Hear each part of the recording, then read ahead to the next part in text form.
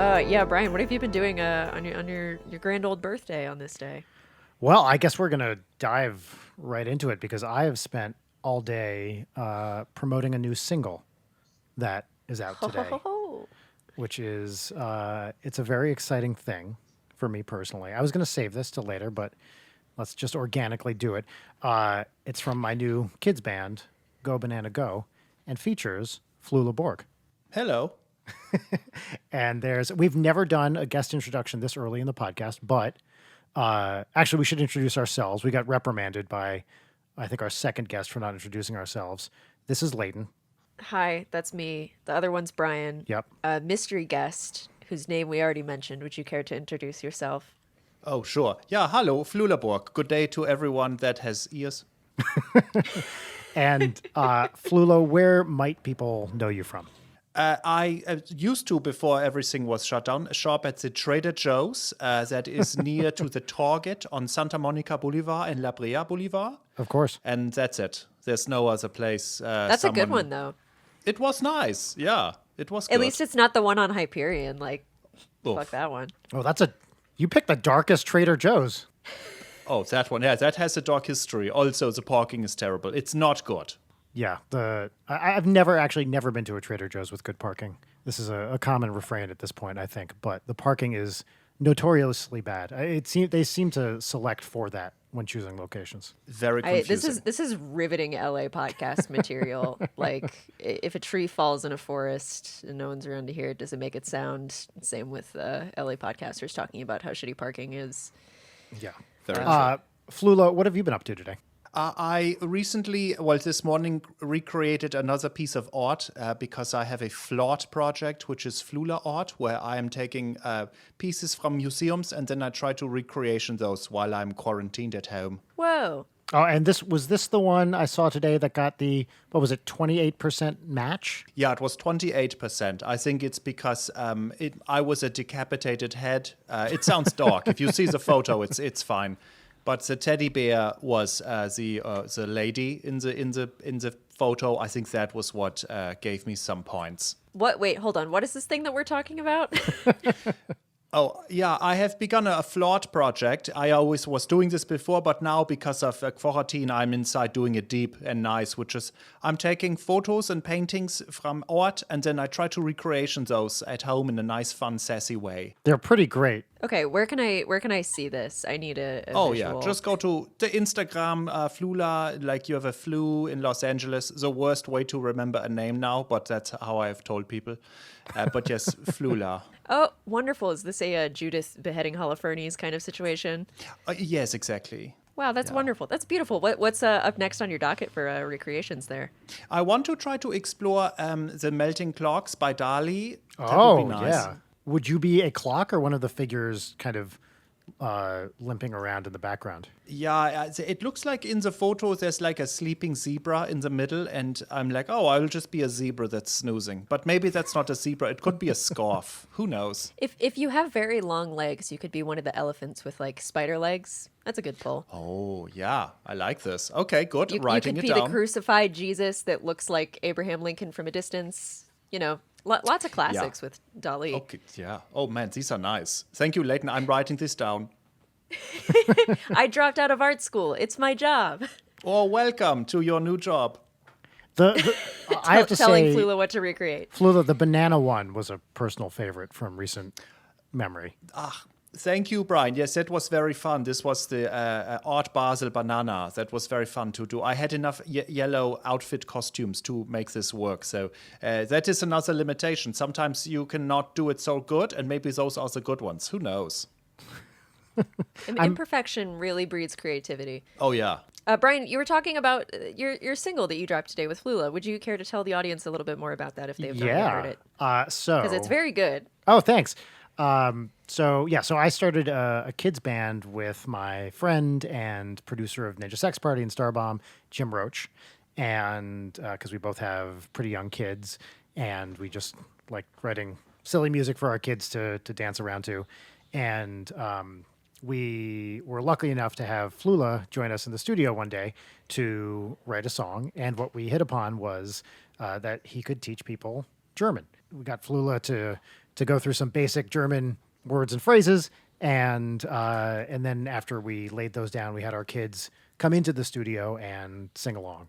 So it's a fun little bouncy song where Professor Flula teaches people German and our kids are screaming in the background about how they don't understand what's going on. Yeah. Yeah. And I hear the German is very accurate and faithful, right? Oh, 100%. Yes. Every word has been translated accurately. Wink, nudge, nudge. Wink, wink. Well, as a former academic, I took a vow of accuracy, and Yes. I'm just beholden to that. So That's beautiful. I can't wait to see the MLA formatting sources on this. Oh, there were many. we've had some German speakers already comment on it that it is. I mean, they verified it's just right, which of course we knew going in. So Yeah.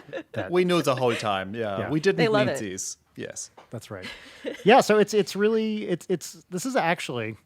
is an interesting project for me because this is the first new kind of music project that I've put out there since Starbomb. So in almost 7 years, this is the first like new band, new thing that I've done, and it's totally different.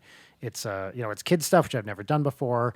I expected a little bit of skepticism from fans because I put up the trailer for the album, or I should say we put up the trailer from the album last week, and everyone was like, "This is a complete joke, and clearly this is going to be some black metal type bullshit that you're trying to lure us in and then do a bait and switch," which, to be fair, is 100% something I would do and love doing. But no, this is actually, it's like a legit kids album. I play it for Audrey. Gosh, does she love it? She loves it. She wants to hear it all the time. I want the full-on like pitchfork breakdown from your 5-year-old. I think that would be delightful. You know what? I should ask her to review it and then post it. That's a really good. This is like a viral Hey, that should be for our Medium Patreon. article. Yeah. Oh yes. What's the origin of the name Go Banana Go? Actually, coming up with a name for this band was really hard because everything we could always think is. of either sucked or could be interpreted as some kind of weird sex thing.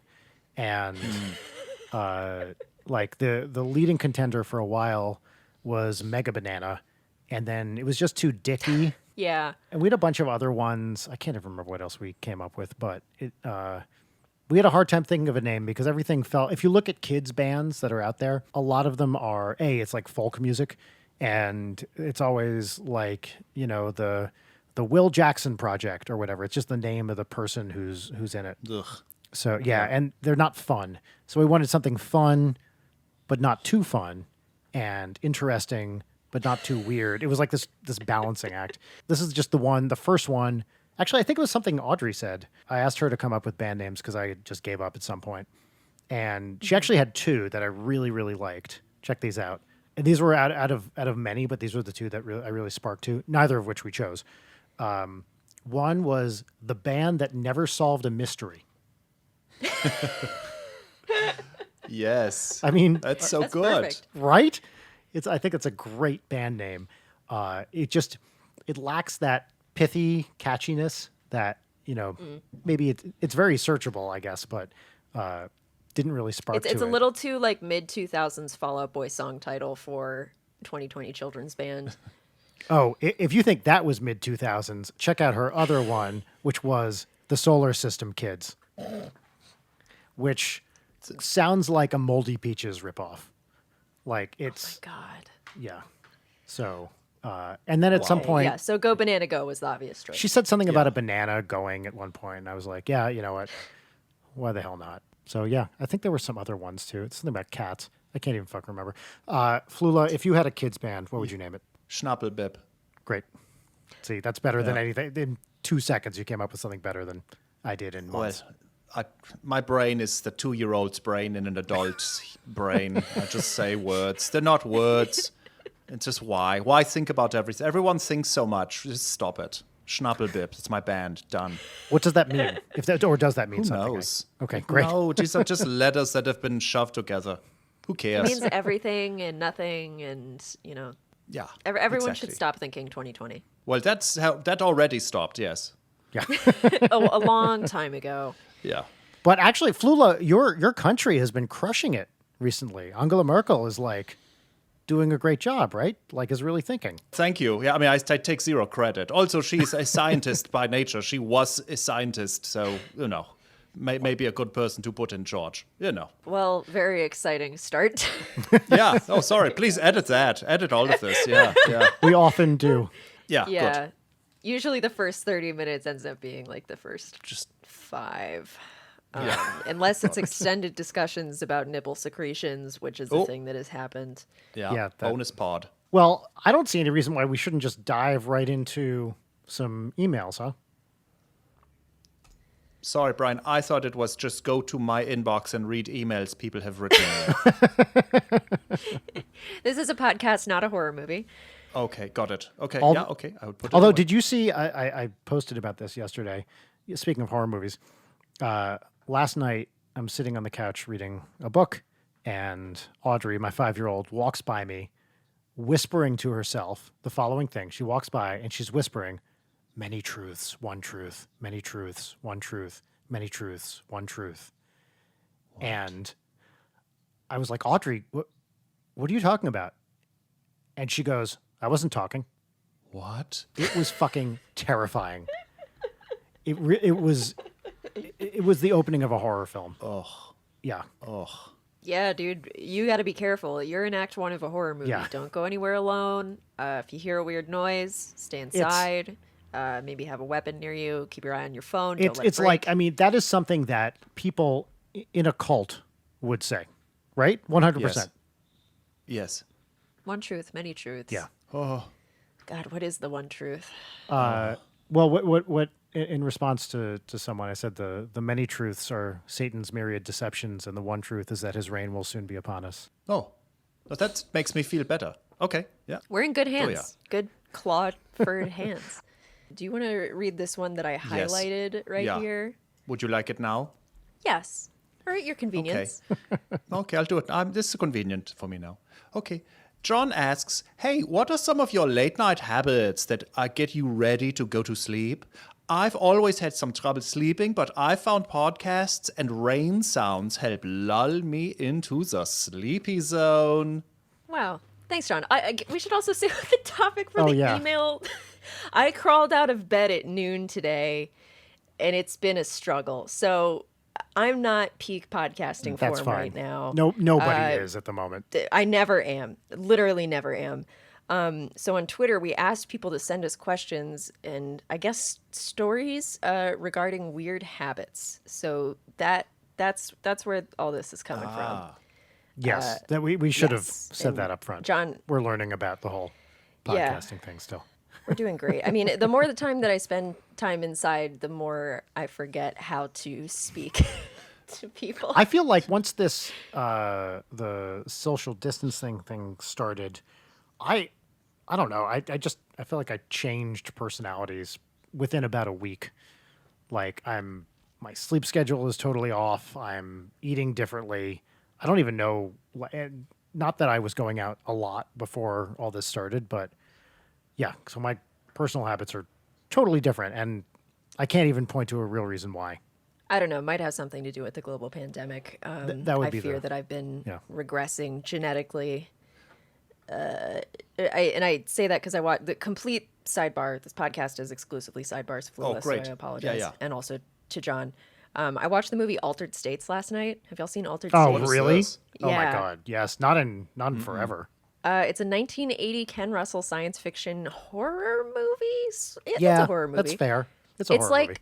it's like The Fly years before The Fly, but what if Brundle instead was taking acid to try to fuck God, and then What? turned into a primate, and also it was directed by Jodorowsky. Like it's just like psychedelic body horror drug movie. I don't know. Is that a good pitch, Brian? I don't even know if that's a good pitch. I just No, that's fucking loved it. That's pretty solid. Well, how many? I don't think it was that much before The Fly, though, right? Fly was what, 88, and It was 1980. Or sorry, the Oh my Altered God. States was 1980. oh yeah, okay, so that is significantly before. I thought it was like 85. The Fly was 86. I know, it was crazy because I was watching it and I was like, wow, this movie's like really ripping The Fly. No, The Fly is ripping Altered States. Oh, snap. Yeah, it's been so long since I've seen this movie, probably since college. So like, I'd say it's like psychedelic horror is probably the Yeah. closest I'd Which is say. extremely my shit. It's like very trippy drug sequences and a very overwrought script that apparently. God, sorry, somebody is messaging me on Discord right now, and I hate when people want to speak with me. I always get Altered States confused with what is the one where aliens are trying to harvest people's like adrenal glands, and it's not I Come in Peace. Fire in It the sky? is no, no, no. God damn it! It's this thing. So this doctor discover like it goes to some other dimension or something like that through. It's not the adrenal gland. It's the God. What is it? It's some gland in the brain. I can't remember which one. And discovers through some kind of psychedelic drug that he can communicate with these beings in another plane. And then they like want to cross over into our dimension and eat humans' brains. You have no idea what I'm talking about, I assume. Is that correct? Are you describing a nightmare you had once? God, what is that? I have to. No, I don't want to spend more time. I don't even know how to Google this, but there's some other movie. Yeah. Okay, I'm not going to Google this. I This is a don't bad believe use you. of podcasting. But It's definitely a It's thing. just to be sure, it's not the Shawshank Redemption. it's I mean, totally it did the have Shawshank Morgan Redemption. Freeman and Tim Robbins in it, so it Okay. might well I thought so. Yeah. might well be. Okay. Cool. Hey, great. Flula, do you ever watch like horror movies or anything like that? We spend a lot of time on this podcast From Beyond. talking It's about called that. From From Beyond. That's Beyond, what yeah. it is. From Beyond. Yeah. I will tell you, no, I do not watch the movies of horror and scary things because then my brain thinks they are real and then I'm terrified and then I do not sleep and I enjoy sleep. So I only watch like haha movies, but I just analyze them. And then I also watch action bang bang movies as well. Good two genres. When you're, what are your favorite funny haha movies? Well, Shawshank Redemption, of course, would be number one. And then Psycho. Good one. Yeah. Barrel of laughs right there. Yeah, well, it's an ice chest of laughs outside of the motel. But yes. What are your guys' most favorite haha movies? Oh, actually, okay. Here's one that I keep coming back to. I believe 1985 math comedy Real Genius, Oh, yes. which is an early Val Kilmer film. Oh, Such a Brian oh. answer. Wait, can I say something right now? Yes. Val Kilmer and Comedies. My favorite comedy film is Top Secret. Do you guys know this one? That is a great film. Yes, of course. Oh, man. This one is nice. I highly Well, recommend. I feel like young Val Kilmer, which is exactly that era, Real Genius and Top Secret, Yeah. was amazing. Oh, And then he got like too famous and started being more serious. Yes. And it really and got into like, the Top Gun kind of thing. Yeah. And he just wasn't as much fun. But early Val Kilmer is like this anarchic kind of energy, which is really, really funny. So in Flula, have you seen Real Genius? Do you know this film? yes. But Top Secret, I love so much more that I only remember the title of Real Genius, how to spell it, and that Val Kilmer was in it. Yeah. He's like, so the only two people that I think, actually kept going in film. I'm sure someone's going to correct me on this, but, actually it has John Grease in a very instrumental role. He's a character actor. You've seen him in a million things. But it has Val Kilmer as this kind of genius. It is like all of my favorite movies. It takes place in a thinly fictionalized version of Caltech, and it stars Val Kilmer as, so his name is Chris Knight, and he's this like genius student who came in and worked really hard and then totally burned out and became this like kind of genius slacker.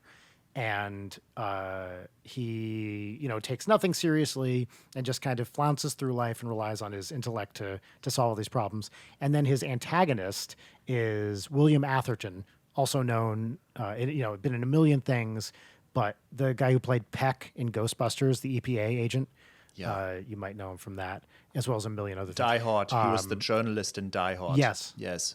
Yes, exactly. Like a lot of 80s, you know, character actor type things. Yes. And he's the professor that Chris Knight works for.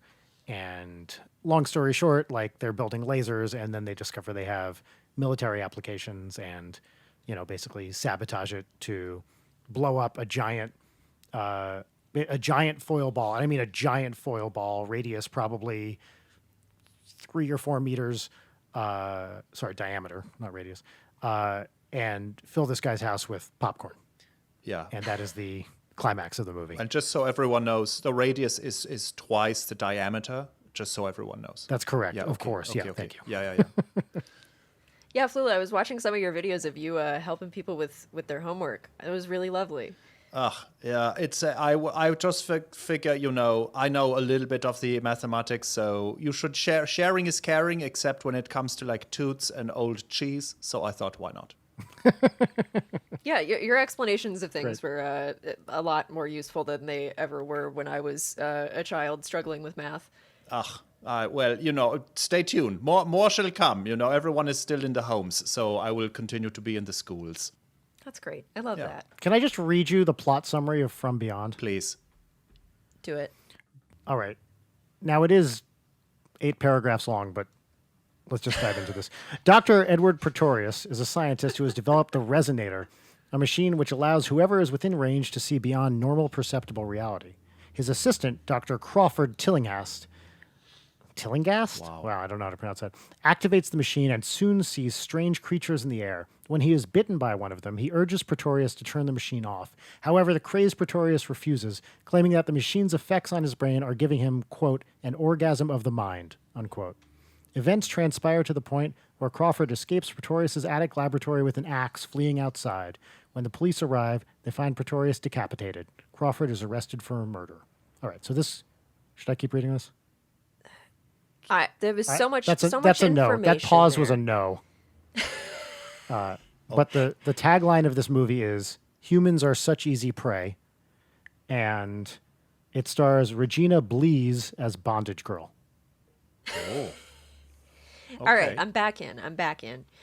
Oh, and it's got, well, the real appeal of this movie is it's got Jeffrey Combs, a.k.a. the Reanimator, Oh, shit. All as right. the star. Okay, I'm So, kind of into that. Wow. Should Anyway. should we get back to Should we actually answering answer this sweet- question? Oh, yeah. We should do what this Oops. podcast is for, I guess. Again, the question was, what are some of your late night habits that get you ready to go to sleep? Flula, do you want to? Sure, yeah. this I one? do 2 things. I listen to the song German Lessons by Go Banana Go over and over again. And then after 55 I highly plays- recommend that. Yeah. I get it Yeah. on Spotify or Apple Podcast or Apple Music or whatever. And then I just play it. And then I sleep nice. But not after playing it 400 times. And that's it. I like Perfect. Okay. Leighton, what about you?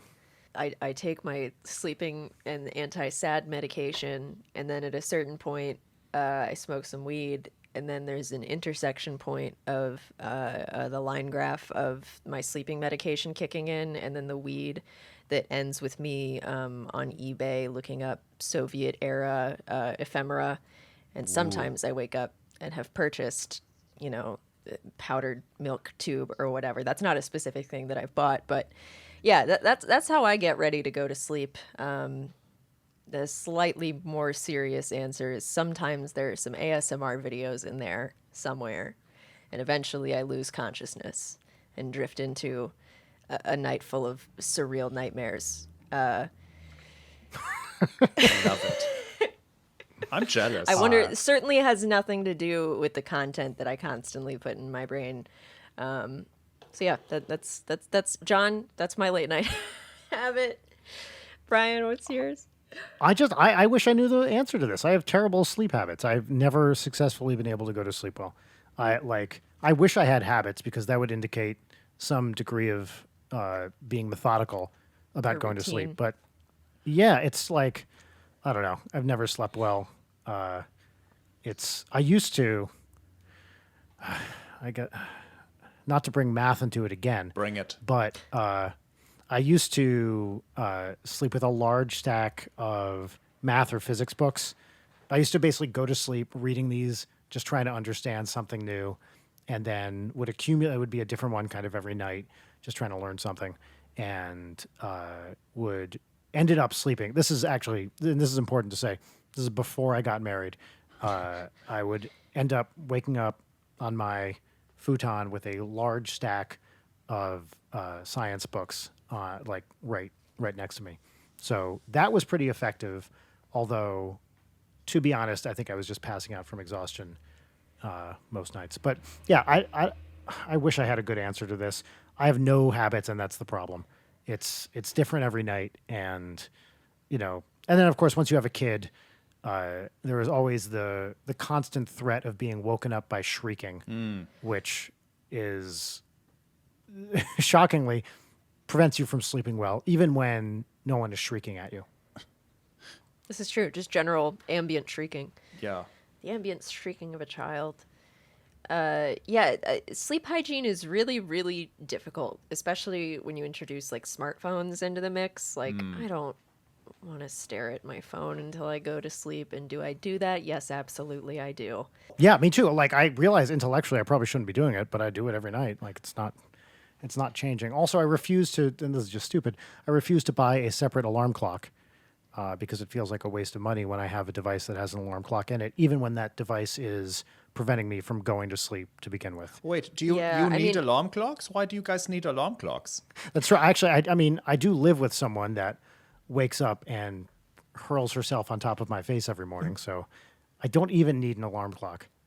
Yeah. That's better than the, like, hardcore ones that shake your bed or like roll off the table or whatever. Just full on 4D wake up experience. Flula, do you wake up like clockwork the Yes. same time every morning? Or yes, of course. Just like Kraftwerk. Yeah, very good band. Yeah. I will tell you, my other rule is I've now learned since this quarantine time, the phone I charge in another room, and so I don't see it. Smart. And then I read a book, and just reading, and I'm away. And it's very quick. When you said the reading, I was like, oh yeah, Brian, that's my secret. Other than listening to German lessons, I just read a book, and then like in 2 pages, I'm ready for a snooze. I should do that again, and I just haven't. And I know I should read, and I'm always in the middle of some like big stupid book, and I just never. I don't know. I feel like I need a break from the book to go I to need sleep. like a designated go to sleep book that I like give just enough of a shit about. I don't know. I have a hard enough time. Like, I want to read more because I really enjoy reading, but I'm just so tired all the time that, it'll be 2 p.m. and I start reading and I'm like, well, looks about time for a nap. And I don't want to do that. And I think I don't want to train my brain into thinking, oh, reading means you go to sleep even more now because I have things I'd like to read. But I guess that would be preferable to staring at Reddit until 2 a.m. until I eventually can no longer keep my eyes open. I mean, maybe. Who knows? That sounds fun. Flula, are you? We haven't asked anyone this for a while, Leighton. Flula, are you a Reddit person? And if so, what are your subs? What are your subs? Tell me your subs. So I think I know that with Reddit, just like with many things, cocaine and video games, I would become immediately addicted. So I have stayed away from Reddit because when I go in, I'm in for 4 hours, and I'm probably 500 subs I would love. So I have just avoided it. I have remained ignorant. But please tell me some subs you can recommend that I will not check out for fear of addiction. Well, this is actually kind of what I do too. It's just I have enough things that I stare at that I don't really want to be staring at anyway. So I've done exactly the same thing, where I can't really get, like, someone will tell me a sub. What's that one, Leighton? Oddly satisfying. Yes. And I'll look at it for a day and then be like, I have to stop this because I don't need another fucking thing to check out. Leighton is the real Reddit expert here, so I'll defer to you. Ew. I'll stop just so nobody calls me a Reddit expert. Our resident Redditor, Leighton Gray. Yeah, that is my Please. fault. I'm going to legally change my name to Leighton Knight, just for podcasting tax write-off reasons. I love it. I don't know. I've been on Reddit for a decade, man. I hate that website. It's the worst. I spend too much time Okay. on there. We all agree. 2 of us hate it. because we don't read it, and the other one hates it because you do. You know, Perfect. actually, I should say this. I owe to Reddit the beginning of my career, so I should not be so rude. Not that I was rude, but I made a video, and then literally many years later, somebody uploaded it to Reddit, and it received so many views that I realized, I should perhaps make more things to share with the world. And that was the reason, because someone shared it on Reddit, and it received views. So thanks, Reddit. I should say Really? this. Yeah. Wow, what was the video? It was called Flula in Germany. It was after I was deported back to Germany, and I was sad, so I made a techno song about the 4 things I love about Germany, and then someone shared it. Years later, they shared it, and then it received views. Wow. That's so great. Yeah, It's so strange how the internet works like that. very Like strange. it's just this time capsule where time also doesn't exist. Yeah. I want to read. There's a question here that's really appealing to me, and I want your reactions on this. So I'm going to read another question. All right, this is from Jack. They them pronouns. A partner with he him pronouns. My partner has this habit of, and please bear with me here, licking my armpit. We're cuddling on the couch, and he gives me a little kiss and then just licks my open armpit. He's being silly, and it is kind of funny, but I'm not sure how to ask what deodorant tastes like, and I've been too stunned every time it happens to be like, are we going to address that? Okay, so there's not a question here exactly. I mean, I'd say there's a big question here, actually, but there's not an explicitly Subtext. written question here. I would say, well, okay, I'll take the low-hanging fruit first. Here's how to ask what deodorant tastes like. You say, what does deodorant taste like? Yeah. And I think that'll pretty much nail that down. Yeah. Here's how to find out what deodorant tastes like. Take a big old chunk out of some deodorant and just. This is bad. Okay, don't do nosh that. on This the- is bad advice. Yeah. No. Go in the follow in the footsteps of one Shoe Nice on YouTube. Just chomp on it. Make a living chomping on deodorant. Are y'all familiar with Shoe Nice? No, is this a new Reddit sub? No, it's a guy who's been on YouTube forever whose just like entire shtick is eating weird things, such as an entire God. stick of deodorant or chugging an entire handle of Everclear or whatever. Like his whole deal What? is that he'll eat. Did he really anything. do that? Yes, regularly. Everclear? Yes, yes. And he's alive? horrifying. Yes. Well, and then there's a Vice, and he's very funny and just a strange man. And then there's a Vice documentary about him that's just so sad. So highly recommend check out the saga of Shoe Nice. The video of him eating deodorant is pretty great. Oh. I don't know. I don't know what level of like. I feel complicit in encouraging this man's self-destruction because he did get alcohol poisoning and almost die from doing one of his videos. Yeah. But it seems to really spark joy for him. So go with God, I guess. Okay, I can give one recommendation for this person. So he Great. says first, it's a partner gives a little kiss and then licks the armpit. If you would like to know what deodorant tastes like, just ask your partner to reverse the order. So then you will find out. That's a sage really advice. good point. Yes. Yeah. So the I should say what word am I looking for? The intensity of the armpit licking is left to our imaginations in this question. I mean, there's a version of this where this guy is going to town on his partner. There's also a version where it's just like a tiny little lick here and there. Yeah. Either way, I'm hesitant to judge other people in what they like or don't like. Yeah. This feels a little gross to me personally. Am I a bad person for saying that? We did ask for weird habits, so maybe we're in a no judgment zone.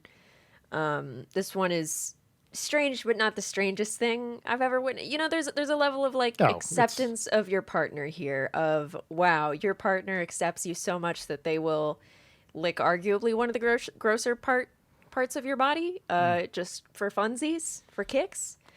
So I mean, if we listed that's romance. gross body parts, this would easily be in the top 10. Yeah. Can we all agree with that? Yes.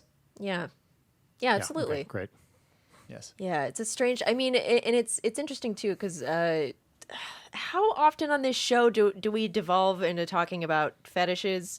But there are people who just really enjoy eyeball licking. What? Yeah, Oh, it's a what? thing. No. Yes. Wait, hold on. Flula, this is something you are familiar with or not? Because Well, I've never heard of this. I know it's fair to ask as a German if I am familiar with this. No, I do not know it. Yeah, I don't know what to tell you. It's absolutely a thing. Hold on. Don't Google that. I'm just saying. I love one of the first thing that comes up is licking eyeballs may cause viral conjunctivitis. Really? Well, yeah. This it seems especially horrific now. But I'm not yeah. Googling that. I There's refuse a to. lot of like art about maybe don't look at the Google images for that Okay. if that sounds like No. a thing that you don't want to see. Yeah, I do not. Great. It reminds me of the what's the film Un Chien Andalou, right? With the Oh yeah, the classics. razor cutting the eyeball, the famous was it Yes. Duchamp? Was that right? It's Marcel Duchamp, is that right? It might be. I'm It's not like sure. I feel- Dali. We're getting back to Dali. Oh. Isn't it like Yeah, Dali and I feel like Duchamp and those? a fake Also- film bro right now because I reference that all the time. Sorry, not Another great comedy. not Ernest Goes to Jail. Yeah, it's Dali. Oh, sorry. It is Okay, Dali, okay. got it.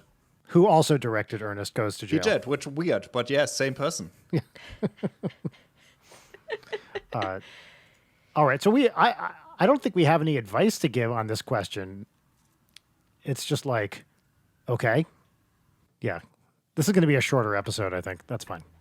It's okay. It's all right. Yeah, This how is much do people easier- pay? What do people pay for your episodes? Yeah. It's a sliding scale of Okay. nothing to Okay. if they decide to find us and pay us cash in person, Okay. they can do that. Got it. Okay, cool. Just checking.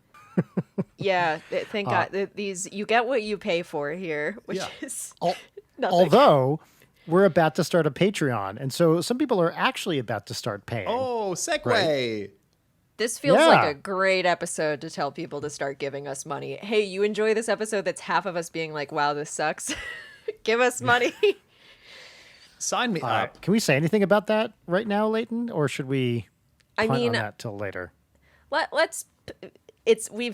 there will be a Patreon soon so that you may give us dollars in exchange for goods and services. But it's not ready yet. So there you go.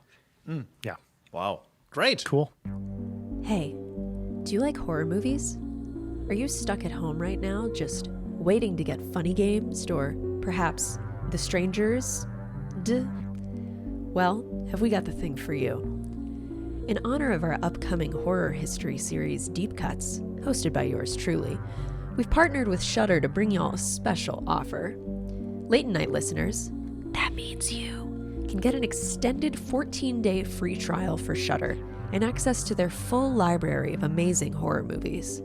All you have to do is go to shudder.com/signup, that's SHUDDER, and enter promo code DEEPCUTS. For people who don't listen to Late Night and are thus not cool, they only get 7 days. Late Night listeners get 14. That's 2 weeks of horror content. And if that's not a peach, I don't know what is. So now that you have no excuse, I am simply demanding that you watch some great horror movies, such as Audition, Ginger Snaps, In the Mouth of Madness, Tetsuo the Iron Man, The Taking of Deborah Logan, The Love Witch, Knife and Heart, Revenge, literally all of the Friday the 13th movies, Dogtooth, Noroi the Curse, The Exorcist 3, A Tale of Two Sisters, and so many more that I couldn't possibly list them all, but they're very good. So scoot on over there with promo code DEEPCUTS, and let's get spooky. Or else. Yeah, so we're also going to dip into some of the questions that we did not answer last week on Rachel's episode. That's Rachel Wecht, Brian's wife, who is wonderful. And the topic last week was gray areas. So there were. By the way, that I we wanted to feel. hit. Hold on, before we read that question, I have to say I feel so bad because so far that's the only episode I haven't aggressively promoted on my social feeds, and it makes me feel like a bad person. Oh. Yeah. I mean, I did it a What's little Rachel's bit, take but on that? I don't think she knows. And it's not because I didn't love the episode. I did love the episode. I just I've been pushing the promotion that I've been doing later and later to kind of stagger it out a little bit. Yeah. And, well, Yeah. I don't Well, know. She gave me a nice. the good news is that she doesn't follow you on anything and she doesn't listen to this show. So I think you're fine. Yeah. Other than you No. bearing the weight of your own personal guilt. Yeah, she has, I would say, palpable disdain for all of my creative output. Oh, As that's it should great. be. Yes, Yeah, the perfect partner. perfect. Yeah, indeed. And you don't edit any of this. All of this we are saying right now will be in the episode, of course. Oh, of course. Yeah, Yes. yeah. Okay. Well, actually, Obviously. just the only part I'm going to keep in is the part you saying all of this will be in the episode, Of course. but the Yeah. 30 seconds before that Nothing. will be cut out. Yeah, yeah. Got it. that's Okay. Great. Great. Perfect. So Flula, you mentioned that when you're watching comedies that you sort of like to analyze them for the humor, and I'm curious like what your approach to that is, what you think sort of like some really fine, maybe not your favorite, but like some finely crafted comedy stuff that you've seen. Just curious to hear about that. Oh, sure. I mean, I think I'm an idiot, and so the funny things to me are not what everyone thinks is brilliant. Like I was just watching The Naked Gun, and my favorite movie moment that I've seen in the last 5 years was watching it, and Frank Drebin is speaking to a very tall man, and he says, "Hey, you have something yes. on your mouth." He said, and he's like, "No, the other side," and then half a banana just falls on the table. And That's have you seen Police Squad? You Yes, know, the yes, TV yes. show. Yeah. So what is that character's name? Al? I think it's Al. oh, And yeah, that's I think so. The Yes. recurring bit with that is so good. Yeah, but it's just stupid. And that to me is what is very funny. It's when everyone is like, look how clever I am. Oh, ho, ho, Rembrandt. I don't care. Not funny. I just want a banana in a tall man's mouth to fall on a table. That's really great. What I remember about that bit too is that the banana has this audible squishiness when Well, it falls. They just too. look It's at the just banana. Really gross. They just stare at it. Yeah. It falls, and everyone just looks at this banana, and that's it. That's what happens. It's my favorite. Yeah. Yeah, that I movie truly is think that the so dumber good. the comedy is, the funnier it is. I mean, it's very much like I feel like everything comedically I like is just like the Cape Fear episode of The Simpsons where Sideshow Bob is stepping on the rakes for a very long period of time, very and it's good. very Yes. funny, Yes. and then it stops being funny, and then it loops back around and is Yes. fucking hilarious. Yes. Like that's exactly where I want all of my comedy to live. I agree. I love that so very much. Like I've And that's definitely what's great mentioned about. it. Sorry, go ahead. I've definitely mentioned it on the show before, but like my favorite comedy is The Hot Rod with Andy Samberg and Bill Hader and all those folks, just because it's like so committed to being as dumb as possible, and I've seen it so many times and it kills me every single time. I will watch Well, it. the- I've never seen it. I think you would like Naked it. Gun it's a Abraham Zucker, which is top secret too, right? That's correct. Yeah, it's a Zaz movie. Yes. Yes. Yeah. Yeah. That's all of their stuff from the 80s, and I guess it was Naked Gun late 80s or early 90s. I can't remember, but top secret, Late 88. 80s. Yeah. yeah, top secret, Airplane, all that stuff is. And I remember going to see, or I should say, renting Kentucky Fried Movie when I was way too young for it in the 80s. Have you seen that, either of you? I have not. No, as a child, I was told there are some breasts, so I didn't see it. Well, Flula, I can confirm that there are breasts. Okay. And it's one of the reasons as a young man I enjoyed that movie, because it was like, I don't know why my parents were I shouldn't say far too permissive, by society's standards, very permissive when it came to comedy. I mean, one of my seminal memories is them taking me and my sister to see George Carlin when I was 11, I think, and perform at a local college. And so my sister would have been 9 at the time. And it was like, why did they do that? I mean, it was huge. They played Carlin for us in the car and stuff. And I loved him, but I would not take my 11-year-old to see George Carlin. Like, It was a college show. It got pretty raunchy. Yeah. Yeah. And my parents were not like libertines either. They were, fairly conservative when it came to a lot of that stuff. But for whatever reason, when it came to comedy, I remember we went to see Emo Phillips at Caroline's in New York when I was 12 or 13. And that dude, do you guys know Emo? No, I do not. Not super familiar. Oh my God. He is like one of the all-time great joke writer comedians. He has this weird kind of delivery. It's very kind of spacey. And he just has these one-liners that are just perfect. I guess your very early exposure to that makes so much sense in regards to your body of work and Yeah, personality. totally. It checks I mean, out. all that yeah. like 80s comedy stuff, Weird Al, emo, a lot of the weird stand-ups. I remember those young comedians specials that were on HBO in the 80s where like Seinfeld and all the, people of that generation kind of got their start, were just really, really instrumental to me. Yeah. But none more so than Weird Al. Like, Yeah, Just- of course. Flula, what were some of your like really early comedic influences? Oh, I mean, I still don't understand comedy or what it is or how it works, but Oh, nobody does. yeah, okay. So, I mean, if you ask me to name comedies, I would say Die Hard for sure, Lethal Weapon 2, absolutely. These are things that, but then also things that may be awesome, haha, but maybe not, like Goonies. I love the Goonies very much. Yes. Was a thing that I did Yes. like, yeah. And then in Germany we have Loriot. It sounds French, but he's just a comedian man who doesn't smile, which I know that doesn't narrow it down in my country. But he was very great. And so I liked those kinds of things very much. And then American comedies like, I don't know, Saturday Night Live of the Things was a fun time, things like this. But who knows? Really, Die Hard is still the best one. yeah, Die Hard is actually funny though, right? I mean, it like there's Yes. I mean, it's an action comedy, really. Oh, when the police officers are trying to go into the Nakatomi building, and then one of them hits some stinging nettles, and he's like, "Ouch!" It was just, it was really great. Leighton, what about you as a kid? And you bear in mind, so you are much younger than at least I am. So I'm very curious what this is for you. Oh, in terms of like early comedic influences. Yeah.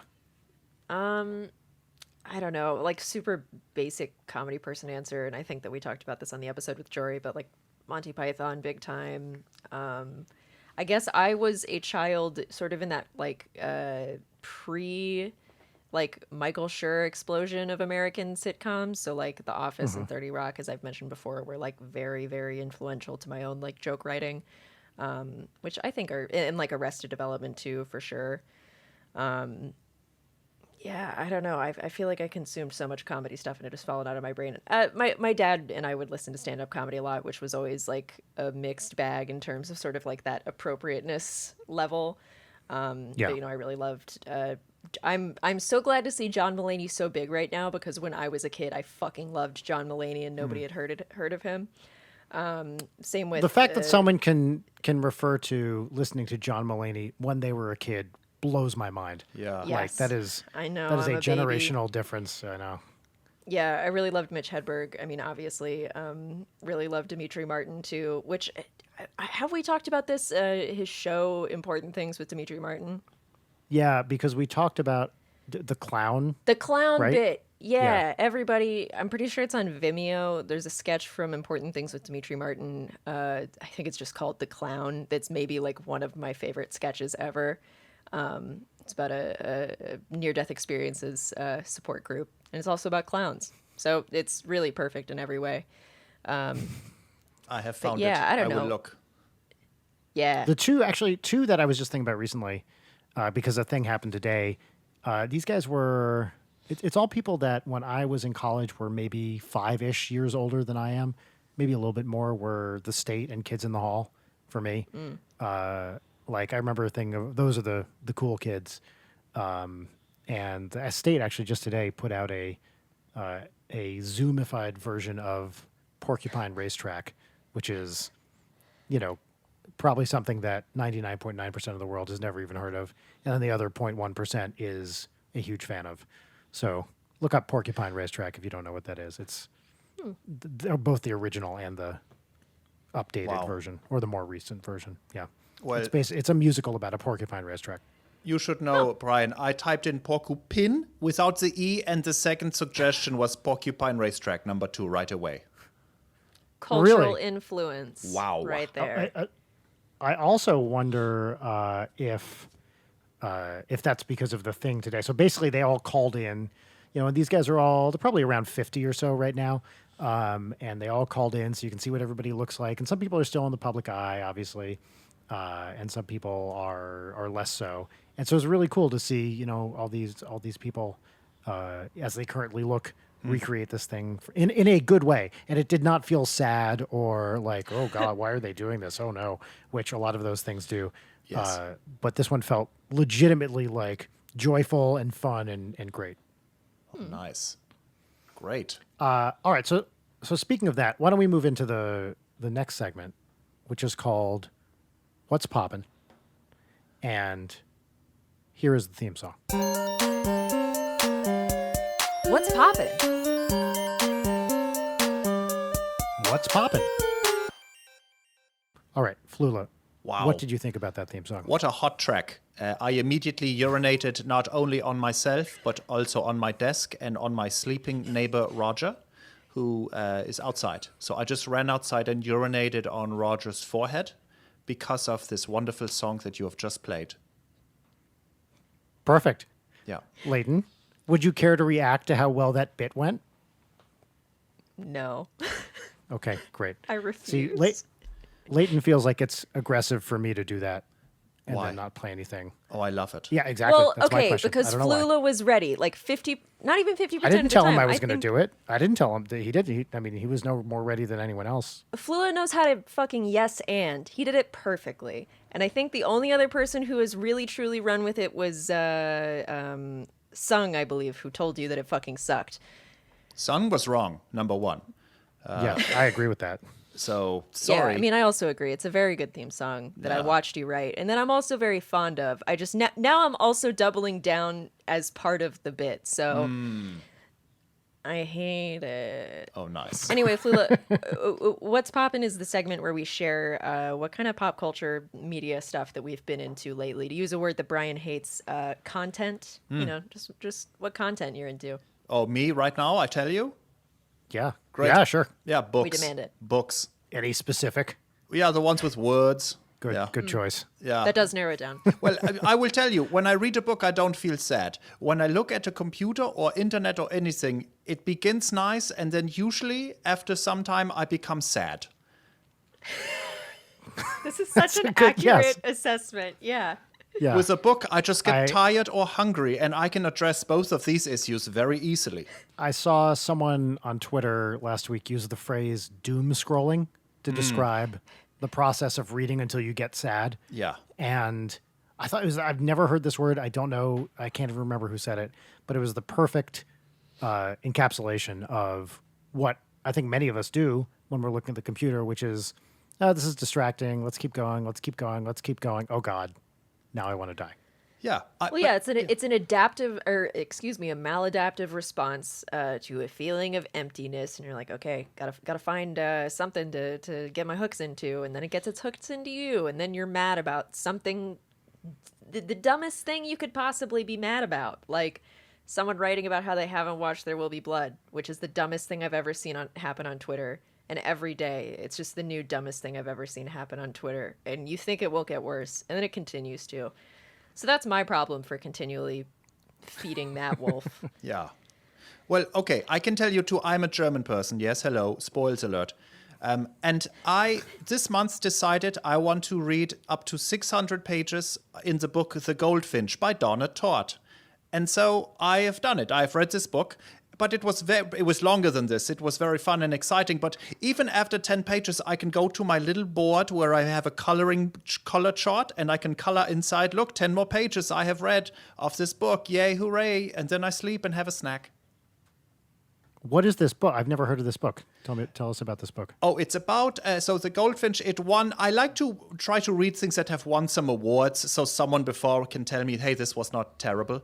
So I'm like, okay, some people liked it. It's a book about a very famous painting of a goldfinch, and it is a fictional story about this painting and what happens. I don't want to give it away, but it is in many ways about the painting and an adventure it has with a boy. That's Cool. it. Yeah. Awesome. Yeah, that sounds cool. It seems like everyone hated the movie that got made, and I did not know that there was a movie about it. Same as well. Yes. I've heard the movie is not good. And as I was reading it, I was like, I don't think this will be a good movie. And so Yeah, I guess I it was really not. appreciate a book that you just know you couldn't adapt, and it would be foolish to try. That sounds fun. Yeah. Is there anything else that you've been reading lately? Yes, I've been reading the third part of the Edmund Morris Theodore Roosevelt trilogy, which is also very exciting because I get to read about how crazy and insane this man was, who was also a genius, but not a bad person. Such a rare combination. Yeah. I like to switch it. Fiction, non-fiction. Let's switch it up. Get back and forth, you know? Cool. Yeah. What's your favorite book? Who, me? Yeah. Oh, I don't have those. I'm not good with favorites, except for Die Hard is the best action film of all time. But other than this, I don't really know what is. It's like, if you say, like, what is my favorite band, I would say Go Banana Go, followed by Ninja Sex Party, followed by Starbomb, followed by Whitney These are good Houston. answers. Yeah. I mean, that's it.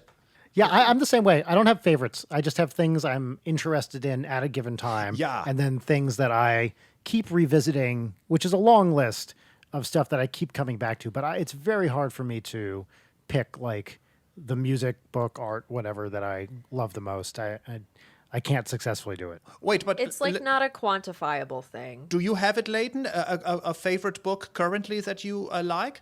No. Oh. So it's kind of bullshit of me to ask people. Oh, But okay. again, it's like people's interpretation of what favorite means, because Yeah. some people take that as like, oh, objectively best, the thing that I keep going back to, the thing that I recently like, whatever. It's mostly just I like hearing people talk about things that they really like and are passionate about. Yes. I don't think I could name a favorite book. Nice. Okay. Yeah, cool. I'm relieved, actually, because I did not know as well. Takes the pressure off. You could have given me any answer, and I would have accepted it, Oh, other than the answer that you gave, which was nothing. which was bad. Yeah. Oops. Leighton, what's popping? The other night, I watched an incredible film. It was a magical film. It was just a wonderful, incredible, magical film called Vampire's Kiss, starring Nicolas Cage, Oh, the Nicolas Cage. Yeah. which I've been meaning to watch forever. We've all seen the YouTube video Nicolas Cage Loses His Shit. When I was in high school, I would quote that entire video with my friends on the bus. Everybody loved it. But nothing prepares you for that film. And it surely didn't prepare me for that movie to turn out to actually be really fucking good. Ah. Yeah, it's a classic. Yeah. Nicolas Cage giving arguably the greatest performance of all time. Like, that man commits so hard. I really don't know what else to say about it other than it's like American Psycho. I tweeted this already, so I hate to reuse a joke that I already wrote, but no, I don't. I do that all the time. Do it. It's like American Psycho, but if Patrick Bateman was Nicolas Cage in a vampire himboification narrative, it's perfect. It's a great movie. Everybody should watch it. I always used to Great. get that and Once Bitten confused. Are you familiar with Once Bitten? Yeah, they're both like They're sexy roughly vampire around the lady. same time. Yeah, Sexy Vampire Lady. Once Bitten is a very early Jim Carrey movie. Oh my God, it's a Jim Carrey movie. Yeah, it has baby Jim Carrey in it. That's wild. Baby Jim Carrey, yep. And those, because anything, being a tender souled young man, anything with vampires or scary stuff was terrifying to me as a young person. And so I watched Once Bitten and couldn't quite handle it when I was a child, because Isn't that a the idea comedy? of vampires, yeah. Oh. Yes, but it has vampires in it. But Right. Very scary. there's a straight line between vampires and undeath and to death that when you're prone to voraciously overthinking things, as I was and am, Yeah. the moment you open that door, it's a hard thing to shut. So yes, even a 1980s sex comedy where a hot vampire lady has to bite Jim Carrey's inner thigh, like that was part of the movie. She had to drink blood from Jim Carrey's inner thigh for whatever reason, was too much for me to handle. This is probably going to be the least surprising information to you, but I've been on this from an early age. When I was in kindergarten, I had to get pulled aside and seriously spoken to by the teachers because I would not stop talking about vampires and how my imaginary friend was a vampire who could turn into a bat and just like chilled in the corner of the room. And they asked me to stop because it was scaring the other children and making them cry. This is how old? This is like kindergarten? Kindergarten, yeah. Yeah. Well, I remember last year when Audrey was in preschool, at the age of 4, there was a very big debate going on in the classroom over whether or not bats were real. And this was, we got asked a lot, and the classroom had split into 2 camps of 4-year-olds, some of whom knew bats were real because they had seen them, and the other of whom thought, no, bats turn into vampires, and vampires aren't real, so bats can't be real, because bats are the same kind of thing as vampires, ghosts, mummies, werewolves, all that other stuff. So we got asked several times if bats were real. Wow. So are bats real? Bats are real. They are real. Oh, okay. That's just science. I don't know about that one, Brian. Yeah. I'll look into it. Thank you. As a member of the scientific community, I thank you for your generous contributions to worldwide knowledge and the pursuit of knowledge. You know what? You're welcome. Wait, may I ask a question for no reason? Of course. Brian, you had mentioned you are prone to thinking too much. You think many times, overthinking. Indeed, yeah. How do you combat? What is your combat for this? How do you fight this? I wish I knew. Like it's something that I have never really figured out how to deal with. And I wouldn't say it gets me into trouble too much, although I do occasionally go into anxiety spirals. But I don't know. Honestly, actually, okay, I do have one thing that I can do that turns my brain off, which is writing music. And then I can just go into that mode and write or play the piano or whatever, and then just kind of get into a flow state with that and then turn off the other stuff. But then I'm overthinking the music. But so it's not quite turning the brain off, but it is a useful redirection. The energy. Yeah, exactly. So that's the only thing I've ever really found. I've tried like exercising with that, and it doesn't. To me, there's so little going on mentally while you're exercising that to me that doesn't help. Like it actually frees up more mental energy while you're just running or whatever to have the brain kind of spiral around. Right. Are all three of us big overthinkers here? Oh yes, absolutely. Yeah, my question really is, I have sometimes when I cannot make an action because I'm thinking too many times and I don't know how to just do the action a little bit, and that is very annoying to me. So I'm asking from a curious place of how to just, because both of you feel like a prolific peoples. You're making a tweet, you're making a podcast, you're making a doo-doo, whatever. But some people, it's difficult. I think because of the overthinking, I very compulsively make things just to bad thoughts can't catch me if I keep running faster, but they always do. A thing that helps me in terms of like I believe the word for what you're talking about is executive dysfunction. Like you talk about it in regards to mental illness or like ADHD and stuff, where it's isn't that what America has right now? I thought so too. I was going to ask. Boom, boom, boom. Got it. Got him. But yeah, it's totally like you just get into the thought loop that actually prevents you from doing the thing. But I think your brain will always be able to talk itself out of or into a situation. And the thing that helps me is just like telling myself action precedes motivation. Like you're gonna have to do it at some point. Like thinking about it will not make it go away. It'll only make you feel like shit. So just go do the thing. I say this, my kitchen is a fucking hovel right now. I have so many dishes I have to do. I have to do laundry. Like, my place is a shithole, and I keep being like, oh, I really should do something about that. I've really stressed out about it. And it's like, well, there's a solution, dummy. You can just solve this problem yourself. And then another thing is, this is one that my therapist always used to tell me to do, that varying degrees of success on this one, but like the technique of thought stopping, where if you catch yourself overthinking, you just imagine a stop sign and you just say stop, and you don't let the thought continue. Just like every time it pops up, you start saying stop. And I guess the logic behind that works? is like, yeah, I mean, it's the cognitive behavioral therapy of, you're retraining your brain. So like the first 200 times you do it, you're going to feel like an idiot and it's not going to work. And then eventually it'll just be the automatic response of your brain.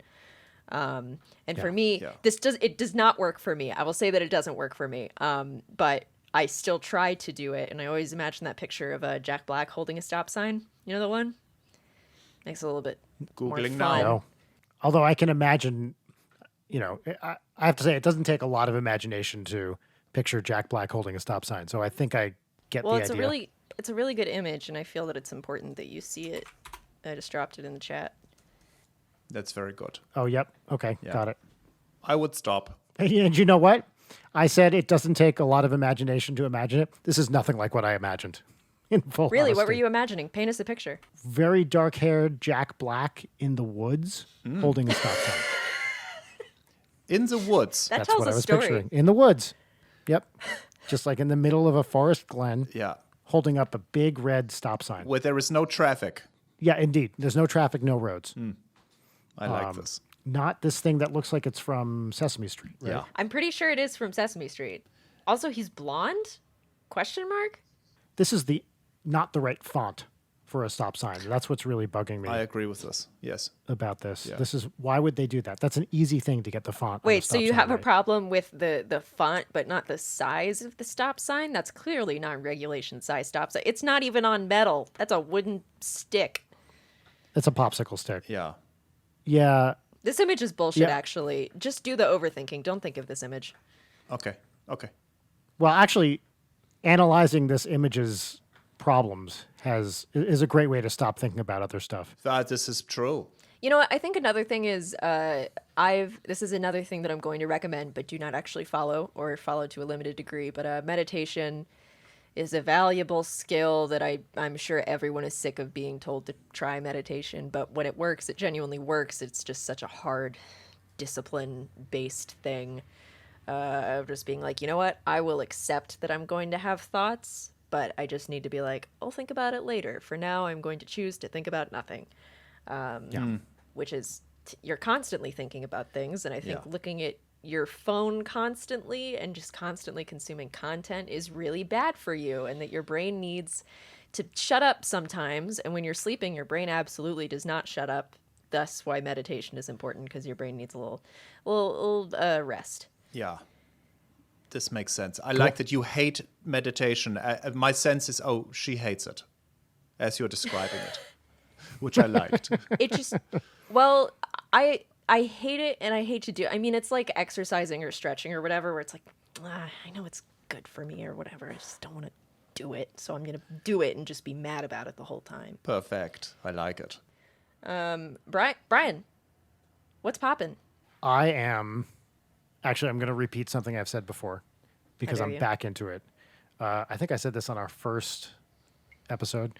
So there's this 6-volume, 3,600-page semi-autobiographical novel series from this Norwegian guy, Karl Ove Knausgård, called My Struggle, which, yes, that's the Hitler. Yeah, I was going to Book have. I as already well. have issues. Okay. Yes, but that's intentional. Okay. And he that's the point, is it's very, very detailed, so detailed that any description of it makes it sound horrible. Description of this guy's life in different phases of his life.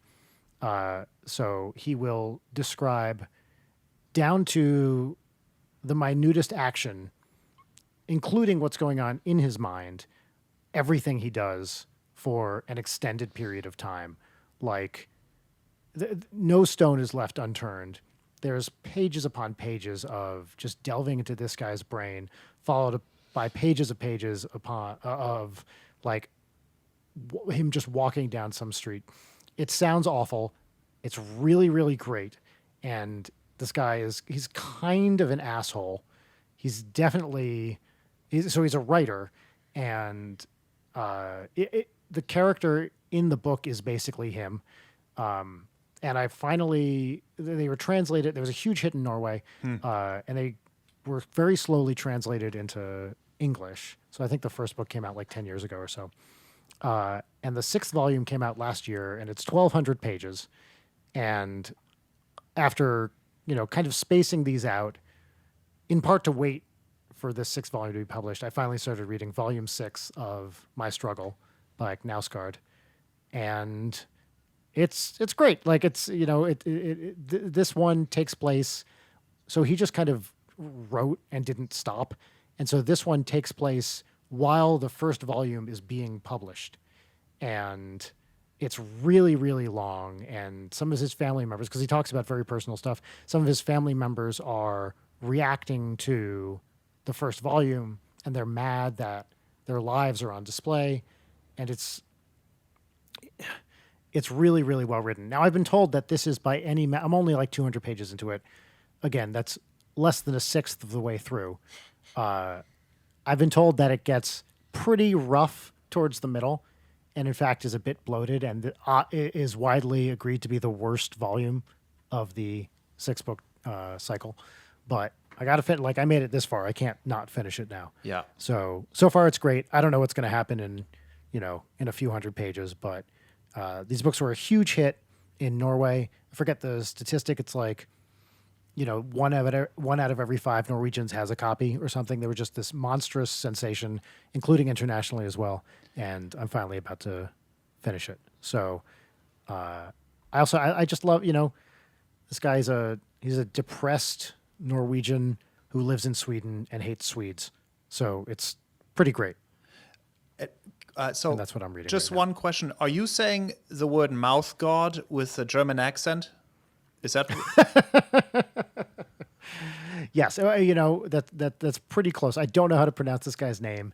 It's Knausga with a little circle over it. Or maybe 2 A's, as I say. RD. Knausgård. Oh, that's the name of baloney in Norway. Yeah. Carl of a mouth guard is actually...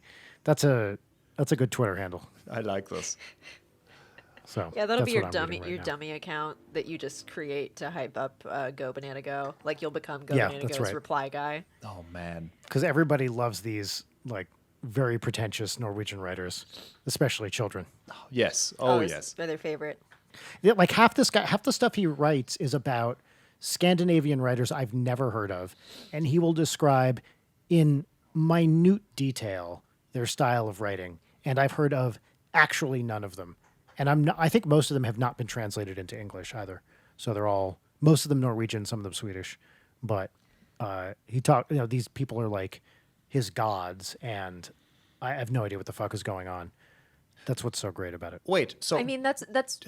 Go, Leighton. No, go. Oh, I was going to say that, hey, that's like the children's band. No, I forgot what I was going to say because that joke was too good. Go ahead, Flula. It doesn't matter. Oh, well, nothing matters. But I was going to ask, Sure. So, okay, Brian, when you encounter these things in a book, do you try to research those things to understand them more? Or do you say, screw it, I will continue to read? Well, it's the kind of thing where initially I did. I was like, I have to look up Jan Fosse, who's some writer that this guy idolizes. And I look him up, and then on the next page, there's 5 more writers. Yeah. And half their book titles... obviously, the book I'm reading has been translated into English, but their book titles have not. And so I tried to do a little due diligence and be like, so this guy describes, this mid 20th century Norwegian writer as if he's the best thing to ever happen. And then I tried to do a little bit of digging, and because it's all in Norwegian, a lot of it is just unsuccessful. So at some point, I decided to give up and just let it wash over me. Okay. Yeah.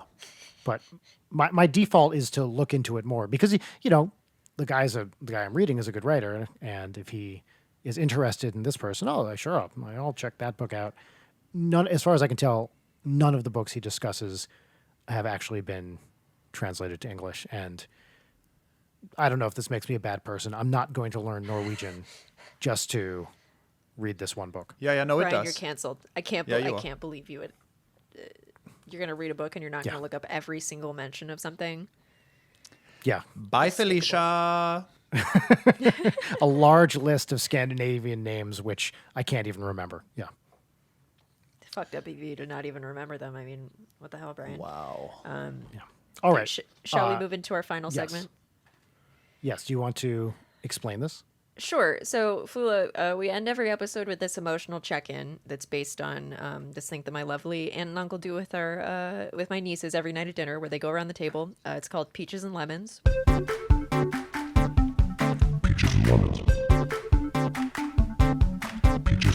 Where they share one lemon, which is kind of like a bummer that happened during the day, or something that they're not happy about, or whatever else. And then they do one. I learned this recently. They only do one peach, which is like something they're excited about or grateful for. And so we have stolen and adapted and are, under litigation for stealing this, where we go around and we each share 3 peaches. And we normally do lemons, but ever since everything, we no longer do lemons because there are too many lemons right now. Yeah. So we will go around in a circle, a virtual circle, and each share 3 peaches. Oh, I like it. And also, we can let you think about it for a little bit because Sure. Brian, we Yeah. have to warn people. I did. I You texted did. him. Yeah, I'm prepared, but I'm happy to go last like a caboose. I'll go first then because Yeah, go for it. All right. Well, we already talked about it, but I'm going to talk about it again. Flula and I have a song out, and I love it. And we put it out today. It's German Lessons by Go Banana Go. We've referenced it probably 30 times so far this episode, but it's very exciting to me. This is, again, the first new project that I've had out in a while, and I'm really happy that it's finally out and people can see, A, that I was serious about doing a children's album, and B, that I just like the song. So that's number one. I'm going to, actually, this is plug time for me. The other thing, and I'm looking at it right now, and I'm sorry to be so self-serving with these, is I don't know how to say this without sounding like a consummate asshole, but there is a graphic novel about my life that is out or is available for pre-order. So these guys, Fantoons, wrote Ninja Sex Party Origins, the graphic novel, and I have a hardcover copy right in front of me right now. I'm touching it with my bare hands, and if you read it one way, it's my story as a child through mid-adulthood, and if you read it the other way, it's Dan's story. And you literally flip it over and read it the other way, it's Dan's story, and we meet in the middle. And Wow, what the fuck? That's so cool. Wow. it's really cool. It's a 120-page graphic novel, like fully colored. It's really, the pages turn and go one right into the next, and you can see my childhood and Dan's childhood, and it's fucking crazy to have, like my life and Dan's life in this book. And I'm looking How at long it. has that been now. being worked in production? Like about a year now, and they're moving on to part 2, which is going to come out probably late this year, early next, I would guess. Although Hot who the hell damn. knows what's happening with anything right now. So yeah, I think I actually think it's available for pre-order now. I'm not even sure. Yeah, that'll be, by the time this goes up, it'll be available. Wow, congrats and- to both them and you. Thanks. Yeah, it's wild. That's wonderful. Thanks. And my my final peach, and this is a big deal, is I reached the bottom level of the mines in Stardew Valley. Whoa, that was fast. Yeah, well, I've been playing it a lot with Audrey, and she's very excited. We just actually got through our first winter, and so now we have passed 1 year of game time. And in our house, that's a big deal. Wow. I'm so glad to hear that. What's like Audrey's favorite part of the game? I heard she rage quit on the fishing mini game. She did. She hates the fishing mini game. It's just not built for 5-year-olds. But she really, let's see, her favorite part is wandering around and following villagers to their homes. She really likes that. She's very curious about where everybody lives. She really likes our chickens. We have 4 chickens that she named Cutie Pie, Tiny Pie, Season Pie, and Lafto Pie, Lafto. I confirmed the spelling with her. I don't know what it means. Neither does she, but she likes the sound of it. So we have a coop of 4 chickens, and she really likes feeding them hay and picking up their eggs in the morning and then making mayonnaise Yeah, out of the eggs. Yeah. it's very satisfying. She also really likes the community center. She's very excited by the community center. And, we repaired the mine carts, which is a big deal. Nice, So, nice. Yeah, that makes it so you're a little less she's- prone to passing out and losing all your shit. Indeed. So we passed out in the mines a couple times, not from exhaustion, but from health related reasons. So, and lost some pretty cool shit. But, yeah. So, but she really likes the game. We've actually not been getting as far in Animal Crossing because we spent so much time in Stardew Valley. That's fair though. I think Animal Crossing is more of a marathon. Like you check in on it, play a little bit, you leave. Stardew Valley is the real like, let me shotgun 3 seasons in a day kind of deal. Yep, exactly. Cool. Leighton, good. what about you? Flula, share your peaches. I'm Sure. punting because I did not think about this. Brian, so this is what are you playing? A game about child labor? I didn't understand. You are what? Yes, actually, that's 100. It is a game where you are a farmer and you grow and harvest crops, and occasionally go to the mines to work harvesting ore and gems. Ah, got it. So yes, it is 100% child labor, with the asterisk that the child does not get paid. Oh yeah, of course. Great, wonderful. I subscribe. It's fun.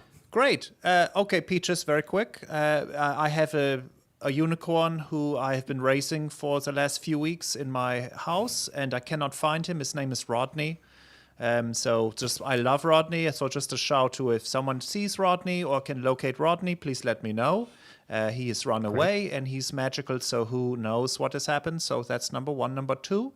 I'm happy about mathematics because this is a strange time. So it's fun to solve problems and know that I'm correct and everyone can shut it. So that's very fun.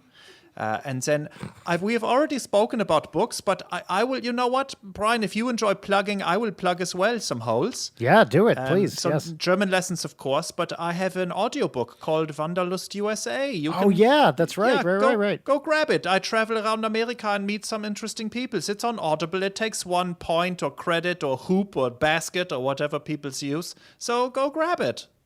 Okay.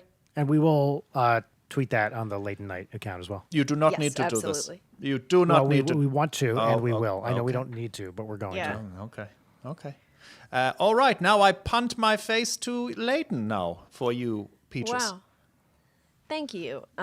First peach is been playing a lot of Dead by Daylight with the Twerp boys. We all just get on call and drink and kill each other in custom matches and jump scare each other. So there's a lot of screaming. It's just nice to do some games with some friends and feel close by hanging each other on hooks. Very fun, very wholesome.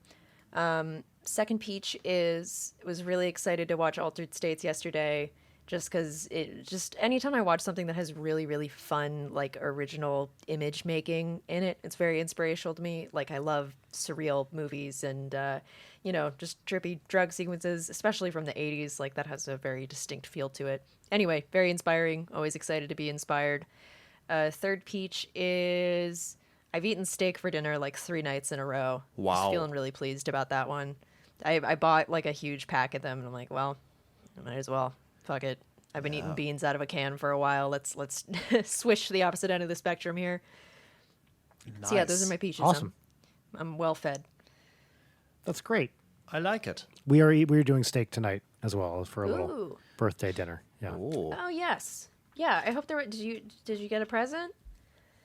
I did. This is really cute. Are you ready for this? This actually should have been one of my peaches rather than the completely self-serving ones, but What the fuck, whatever. Ryan?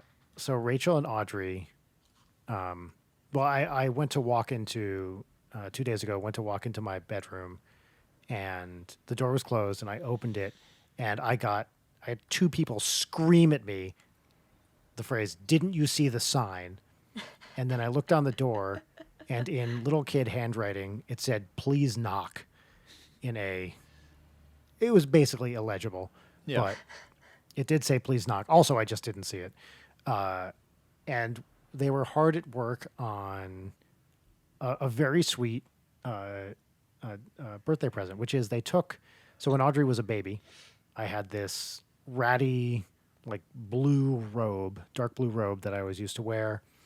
And she would, fall asleep on me while wearing this robe. And so this robe is just covered from many years of baby drool and various other fluids that came out of the baby. And was this, this thing I would just like wear all the time when I was hanging out with her and she was sleeping. And it recently got so old and disgusting that it was no longer wearable, just holes everywhere. And Rachel and Audrey took the robe, which I thought I had thrown out, but I guess I didn't. They took the robe and they made a little frame, a picture frame. They took a picture of me in the robe with a sleeping baby on my chest, and framed it with the belt of the robe around it. So it's like this little picture frame of Audrey as a baby with the robe as kind of the border. And Rachel converted the rest of the robe into an apron for me to wear while I'm cooking. That's so sweet. Wow. It was so sweet. And Audrey drew a little card that said, "Happy birthday, Daddy," and had a picture of me and her. And she's handing me a present. And we're in a heart that she's drawn. And next to us is a giant blue robot that's saying, "Happy birthday." Because she said, "Daddy, I know you like robots, so I drew you a robot." Oh. And on the back of the card is a crayon rainbow. And it's all very, very sweet. It's very cute. That sounds like a perfect birthday. Yes. It was great. It's honestly like, I never really want, Rachel always said, what do you want for your birthday, Christmas? I don't really care. I don't need gifts or anything. And this is so much better than anything they could have like bought or whatever. It's just a really sweet, heartfelt gift from both of them. Especially, you know what? I'm going to give Rachel most of the credit here because she's the adult and Audrey is 5. So Rachel did the bulk of the planning and the work, and Audrey happily went along with it. But it was really a sweet gift. Yeah. I like it. So I was going to say they also made me a cake that Audrey put Super Mario stickers all over. Oh, wow. Did you eat the stickers? No, we took them off. Oh. Why not? She wanted to. She Yeah. wanted to try. They were from one of her Mario like coloring sticker books. Oh, right. She was showing me that. She was trying to get me to draw Luigi with her the last time that I got to see her in person. Big Mario fan. Flula, thank you so much for being with us here today, virtually, and hanging out and answering questions. It's been super lovely to actually get to chat with you. Where can people find you on all the silly social medias and such? Who cares? But I will be outside of the Trader Joe's near to Santa Monica Boulevard and La Brea. There is a parking lot still there. It's empty, and I will be selling my I have some organic black beans. I purchased too many cans, and I will be in that parking lot. Great. Yeah. I'll see you there. Perfect. Yeah. Yeah. Awesome. All right. Great. This is the end of the podcast. Oh, End of podcast. okay. Bye. Bye. Goodbye. Leighton Night is produced by Brian Wecht and Leighton Gray. Please follow us on Twitter @Leighton Night, on Instagram @Leighton_Night, and you can email us at leightonnight@gmail.com.